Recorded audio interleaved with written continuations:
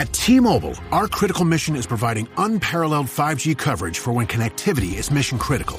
Introducing T-Priority, America's best 5G network experience for first responders, even in times of congestion. More capacity, faster speeds, better coverage. T-Priority from T-Mobile, built for tomorrow's emergencies, ready today. Discover more at t-priority.com.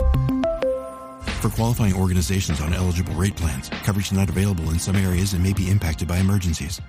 Hi, and welcome to the 10-Minute Food Truck Training Podcast. My name is Bill Moore. I am a food truck business trainer, author of Food Truck 101, Beginner to Winner, and the forthcoming book, Food Truck 201. This podcast is all about helping you start and grow your food truck business. Today, we're going to talk about a topic that comes up very often, especially this time of year, and that's finding staff. I like to call it hiring your superstars. It's impossible to enjoy positive long-term results in the food truck industry if you aren't taking daily steps to find, recruit, hire, and train your staff. Your job as owner is not over just because you hired somebody and they have quote-unquote experience. You have to constantly be training. So before you start looking for people to hire, you need to do two things. The first thing is to determine exactly how many people it takes to run your food truck. In my experience, owners tend to think they need more people than they really do, because they get into the what if syndrome. Well, what if we get busy? I need to have people here. Well, what if you don't get busy? Then you have people that are now consuming labor.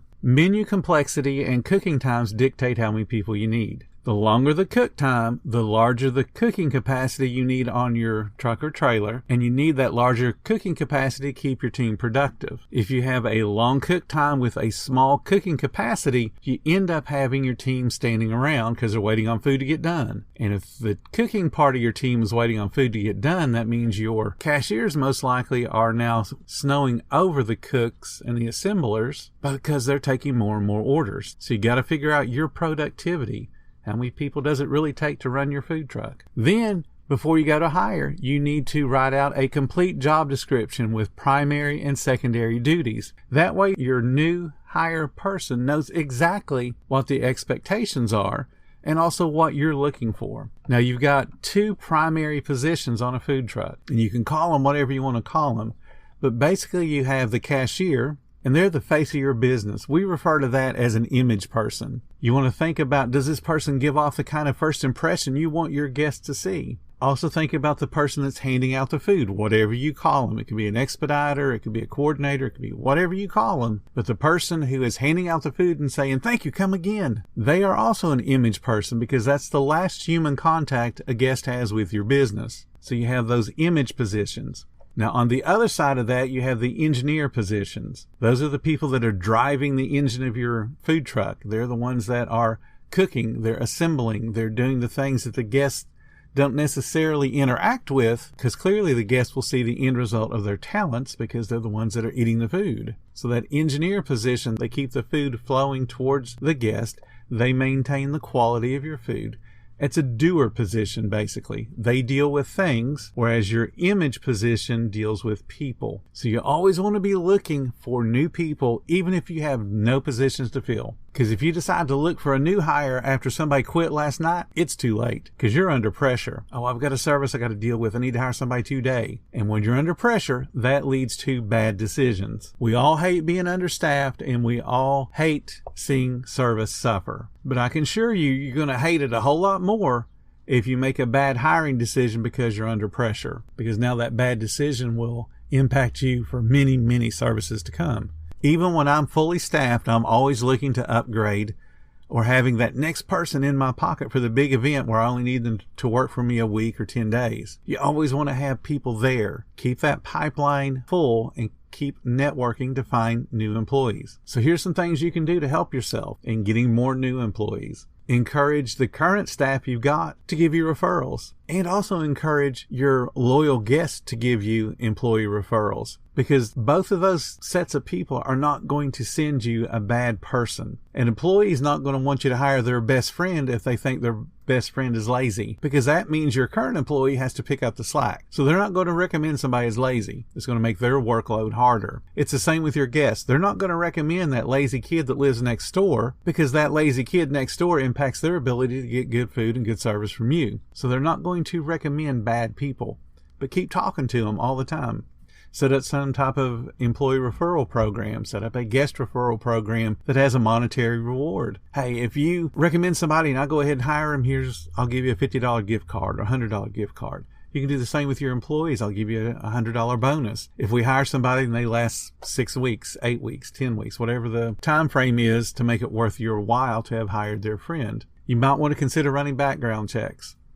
You might think you're an awesome judge of people, because I know I certainly think I am, but I can tell you I have been tricked many, many times. I have literally interviewed thousands of people for my different food service positions, and I still get mad to this day when I totally misread somebody and they turn out to be a thief or they're just flat out lazy. It happens. You need practice in interviewing, and unfortunately, in the food truck environment, you might interview a dozen people a year, so you don't get a lot of practice, so it's easy to be tricked. And don't feel bad about that, because it happens to everybody. So you want to ask for references. You want to speak with previous employers. You want to run a background check if that makes sense for what you're hiring them for, and you can afford those background checks. They're usually fairly fast and they're cost effective, usually $7 to $15, depending upon which website you go to. But they're going to save you some trouble down the road. Here's another little trick you can do that encourage people to want to work with you. Adapt the best technology. When you go to hire somebody and you start to train them and say, here, we handwrite our checks. They don't handwrite letters and mail them anymore. So why would you expect an employee to get excited when you say, here's a guest check, let's handwrite what's going on? Get in the modern era. Use POS systems. Use KDS systems to communicate with your kitchen. Get out of the handwriting nonsense. If you got the best technology, then you're going to be able to encourage the best employees to come work with you, because that sets you apart from all the other food trucks that are still handwriting tickets on a scrap piece of paper and hanging it on a ticket rail.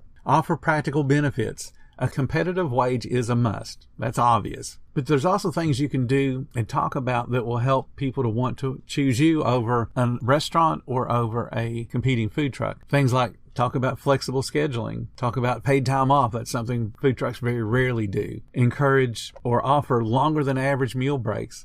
Typically, it's a 30-minute meal break, but you could definitely offer a 45-minute or even an hour meal break. Give people some choices. You can offer free meals, free uniforms, family discounts, off-duty discounts, bonuses. You can have a clear path to wage increases.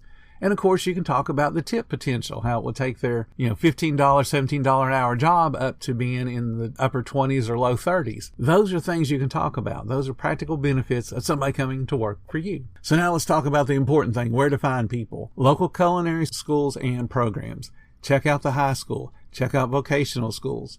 There might even be a culinary school in your area. All of those are going to be sources for new hires, especially at the high school or vocational school level. Have a hospitality program where the kids are encouraged to find local jobs. And in some cases, high schools will actually do work-study programs where you become the teacher and have to provide grades for the school based on the employee's work. So they're encouraged to do really good jobs. And the neat thing about those programs is you don't have to worry about the kids getting out of school at 2 or 3 o'clock in the afternoon and completely missing lunch. A lot of schools will let them out at 11 o'clock where they can get to you and help you through lunch. So check into those programs. Culinary programs aren't going to be relegated to just high school age or even college age kids. You might find older adults in there. And that would be another source for you to get people to work on the food truck. Speaking of the possibility of finding older employees, look at the programs in your area that are designed to help low-income or unemployed people find a new job, to teach them a new skill set to find work. In either case, you're able to help people get off of the government assistance and earn a living. And the government will help you. In some cases, they'll either give you a wage offset or they will make your name a part of the list of potential employers in that particular area. Because when you find those programs, you're able to offer a hand up rather than a hand out.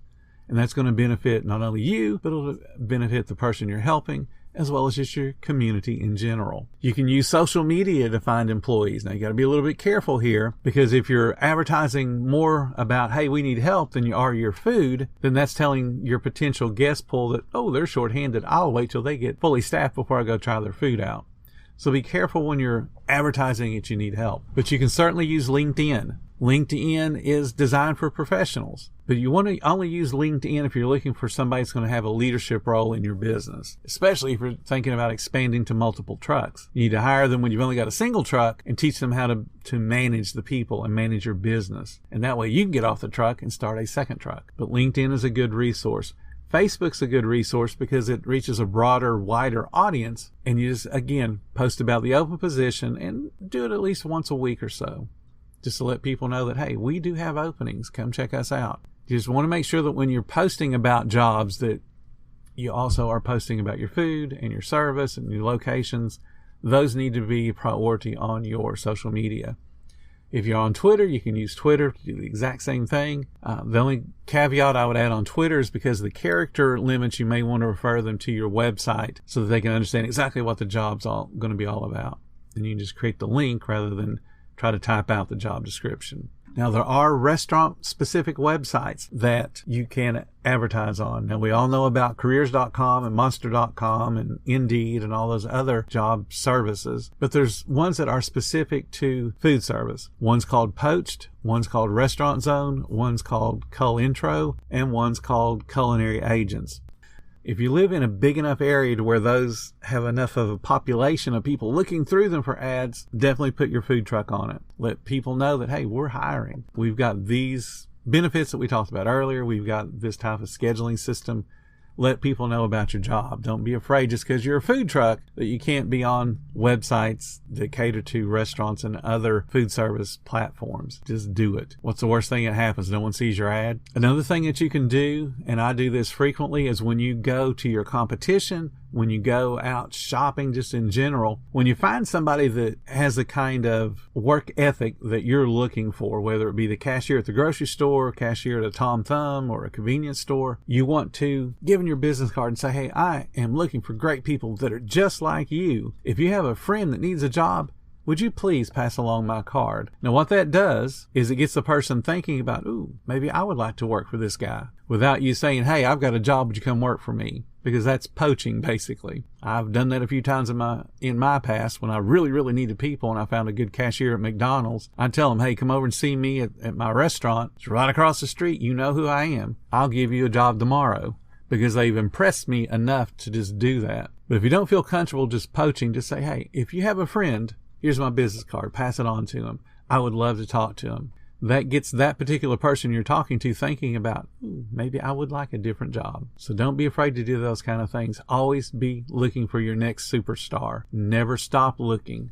At the point that you hire poorly matched people to your particular food truck, you'll end up with a very poorly ran food truck, and it's going to ultimately fail. Hire talented people that are disciplined and ambitious, and you're going to find that your food truck's going to grow faster than you probably expected it would. The right talent makes your job infinitely easier. So here's my challenge to you today. If you are fully staffed, I want you to examine your productivity to see if you really need more people, or if you could work with fewer people. Either way, start looking for your next superstar, because I promise you, you're going to need them, and you're probably going to need them sooner than you think. Thank you guys so much for listening to the 10-Minute Food Truck Training Podcast. If you're finding all the information helpful to your business, please become a monthly supporter of the podcast. Just hit the support button or follow the link in the description. Every little bit does help keep us going. Join our Facebook group. It's called Food Truck Training. We've got a whole bunch of awesome members at all different levels, from just starting newbies to decades-old veterans.